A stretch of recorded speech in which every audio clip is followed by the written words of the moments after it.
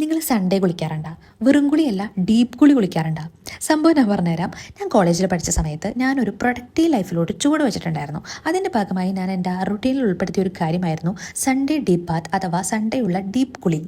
വേറൊന്നുമില്ല, സംഭവം ഭയങ്കര സിമ്പിളാണ്. കുറച്ച് ഒരു നല്ല ഫേസ് പാക്ക് എടുക്കുക, ഫേസിൽ അപ്ലൈ ചെയ്യുക, തലയിൽ എണ്ണയൊക്കെ തേച്ച് നന്നായിട്ട് മസാജ് ചെയ്തിട്ട് നമ്മളുടെ കാലിലെയും കയ്യിലെയും രോമമൊക്കെ കളഞ്ഞ് ഫേസിലുള്ള രോമം കളഞ്ഞ് മ്യൂസിക്കൊക്കെ കേട്ടിട്ട് നല്ല ചൂടുവെള്ളത്തിൽ അന്തസ്സായിട്ട് ഒരു 2 മണിക്കൂർ സമയം എടുത്ത് നമ്മൾ കുളിക്കും.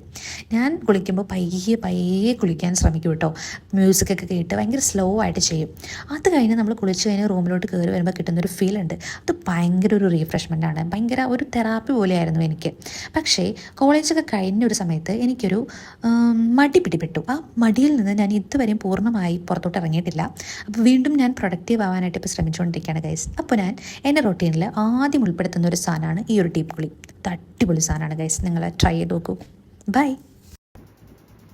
ചൂടാറെ പോയി.